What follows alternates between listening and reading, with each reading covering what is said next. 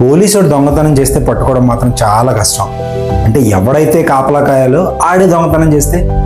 యాక్చువల్గా ఇప్పుడు గవర్నమెంట్ తీసుకొచ్చిన ఫాస్టాగ్లో మినిమం 100 రూపీస్ బ్యాలెన్స్ మెయింటైన్ చేయాలి అనే నిబంధన కూడా అలానే ఉంది.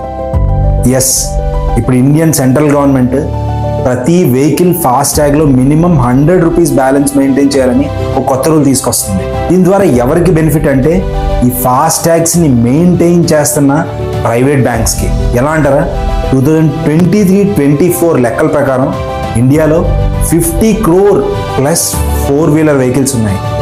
ఈ 50 crore ప్లస్ వెహికల్స్ అన్నీ మినిమం 100 రూపీస్ బ్యాలెన్స్ మెయింటైన్ చేస్తే అదొక 5,000 crores అవుతుంది. అంటే మన మనీని ఈ ప్రైవేట్ బ్యాంకుల్లో ఫిక్స్డ్ డిపాజిట్ చేసినట్టు. ఎందుకు ఈ రూల్ అని అడిగితే టోల్ గేట్స్ దగ్గర ఎక్కువ వెయిట్ చేయాల్సిన అవసరం లేకుండా అని చెప్తుంది గవర్నమెంట్.